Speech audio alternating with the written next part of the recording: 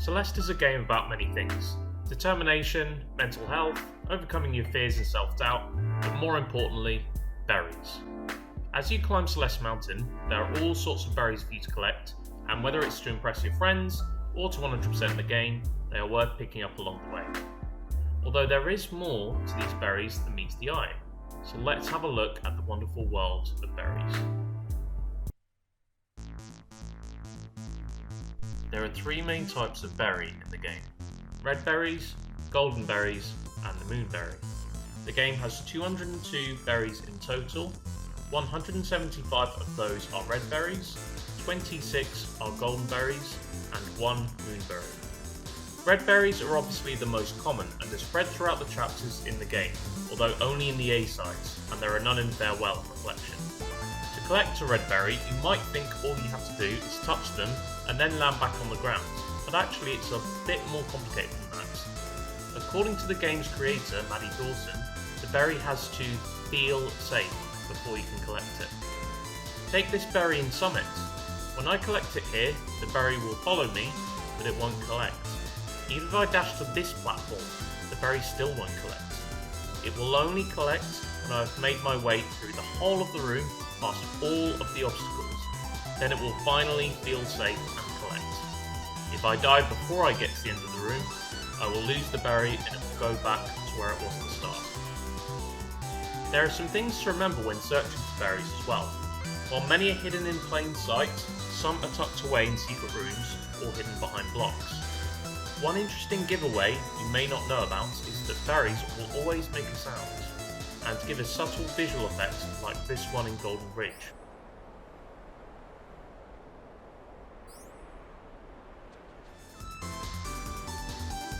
We've already covered normal red berries. There are two other special types of red berries we haven't talked about: the winged berry and the seeded berry. Winged berries, as the name suggests, are berries with wings attached to them. What's special about winged berries is if you dash in the same room as the winged berry, the berry will fly up and leave the room. Sometimes you can catch the berry just before it leaves, but generally you will have to make your way to the berry without dashing and instead use wall jumps, springs, and bumpers. Seeded berries are separated out into seeds. To make the berry appear, you first have to collect all the seeds, but there is a catch. If you touch the floor while you are collecting the seeds, they will instantly disappear and respawn back to their original positions. After collecting all the seeds, the red berry will appear following a short cutscene, and you can collect it as normal.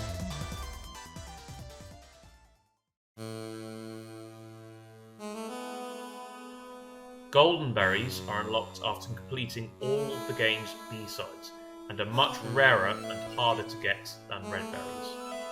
Once you unlock them, golden berries will appear at the start of every chapter, including B-sides and C-sides. If you touch them, they won't collect and will instead follow you through the whole of the chapter. But if you die, you will lose the berry and be taken right back to the beginning of the chapter. In other words, to collect a golden berry, you need to complete a deathless run of the chapter.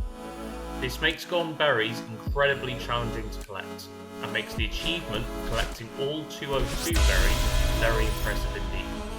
This is especially because this involves collecting the golden berry in Farewell, the longest and hardest chapter of the game. Anybody that does manage to collect all 202 berries will get a golden colour for their ticket for that save bar. As well as normal golden berries, there is also one golden winged berry which you can collect in Forsaken City. This berry is always waiting for you in the final room, and you don't have to unlock it like the other goldens. You can even collect it from a new game if you want. To collect it, you have to complete the entire chapter without dashing a single time. Anytime you do dash, the golden winged berry will fly away off screen just like a normal winged berry. It may at first seem like this is impossible, but you can do it using some very precise wall jumps and spike jumps. And, unlike other golden berries, you don't have to do this deathless, which is just as well considering how difficult this challenge is. Finally, there's the moonberry. The moonberry is one of a kind and is hidden right at the end of Farewell. At the end of Farewell, after you break the last fuse box in the last room, you can dash to a platform to the left instead of continuing to the right to finish the chapter. If you keep going, you will eventually be led to a path leading up to a large floating platform here. This platform is important since it acts as a checkpoint.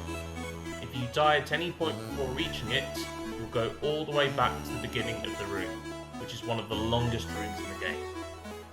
From this platform, you can keep travelling up and eventually arrive at this strange room where the only way to proceed is with an intentional death.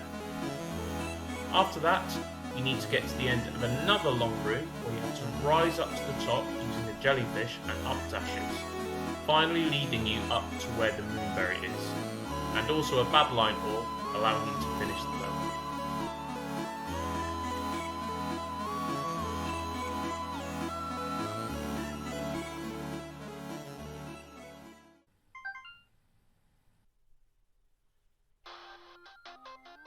Fun fact, at the end of the game, in the epilogue, Madeline makes strawberry pie for all her friends. Depending on how many berries you collect, you can get different endings, and the more berries you collect, the better the pie will be. Here are the pies for 0 to 29 berries, 30 to 49 berries, 50 to 89 berries, 90 to 149 berries, and 150 or more berries. They even have their own sets of dialogue and ending splash screens. If you want to see each of these, then GitGood has made a great video showcasing all of these endings. I'll put a link to their video in the description. Then there's the berry train. There's a small delay of about 4 frames that you need to wait for until the berry collects. If you don't stay on the ground for long enough, the berry will instead follow you around the chapter, waiting for a chance to collect. This can happen to multiple berries at a time, so you can end up with a long trail of berries following behind you, providing you don't touch the ground for long enough. This can be pretty satisfying, as the berries will all collect at once when you stop, even giving you an ironic 1-up if you collect enough at one go, but it does have a downside. If you die at any point, then all the berries following you will go back to their original positions, and you will have to go back and collect them again. So that brings us to the end of the video. Thank you for watching, like and subscribe if you enjoyed, and I'll see you in the next video.